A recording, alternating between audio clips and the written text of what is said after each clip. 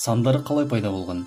Алғашқы сандардың жазылу үлгісі олардың бұрыштарына байланысты болған. 1-дің 1 бұрышы, 2-ның 2 бұрышы, 3-дің 3 бұрышы, 4-дің 4 бұрышына сәйкес таңбаланған.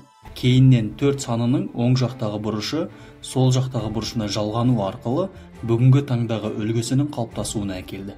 Әуел баста 5 саны жұмылған жұдырықтың пішініне ұқсас шеңбермен таңбаланған. Ал қолымызда сәйкесінше 5 саусақ бар. 5-тен кейінгі сандарға өту үшін көрінбейтін сызық сызылған. Яғни шеңбер сызықтың астында болса 5 саны, үстінде болса 10 саны. Сонымен 6 және 7 санын таңбалау үшін шеңбердің үстіне бұрыш сызылған. Яғни бұл қосуды білдірген. Ал 8 және 9 саны сызықтың үстінде орналасып, бұрыштары шеңбердің астына сызылған. Яғни бұл алуды білдірген. Уақыт өте көрінбейтін сызық сандардың ажырағысыз бөлігіне айналды. 7-нің үстіндегі сызық оның шатыры секілді қоса жазыла бастады. Ал 8-дің астындағы бұрыштары шеңберге айналып жазуға ыңғайлы болды. Осылайша, бүгінгі қолданыстағы сандардың алғашқы үлгісі пайда болды. 10 саны астындағы сызықшасымен бірге төңкеріліп, бүгінгі нұсқасына ауысты. Бұл сандарды кім ойлап тапқанын білесіз бе?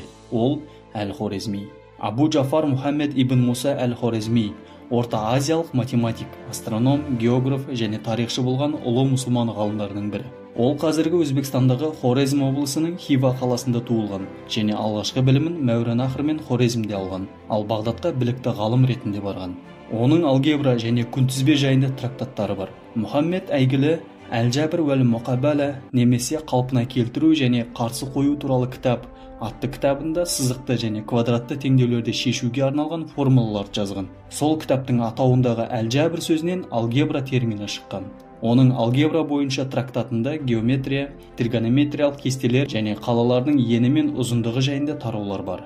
Әл-Хорезми еңбектері арифметиканың дамуына өте маңызды рөл атқарды. Оның есімі латын тілінде алгоритмус деп аталған және одан алгоритм термині қалыптасқан. Яғни оның есімі орта ғасырлық Европада бүкіл ондық арифметика жүйесін білдіретін болған. Сондай-ақ өзі ойлап тапқан кестелер мен теңдеулердің шешімін табу үшін сандардың таңбалануын ойлап тапқан. Кейіннен ол түрлене келіп, бүгінгі таңда бүкіл әлем қолданатын сандар жүйесі қалыптасты. 19 ғасырдың соңында мәселені рет-ретімен шешуді білдіретін қадамдық ережелерді алгоритм деп атай бастады.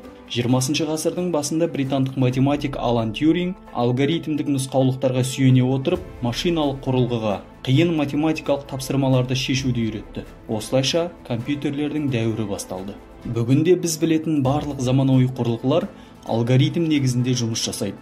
Сол себепті мұның іргетасын қалаған Әл-Хорезмиге рахмет айтайық.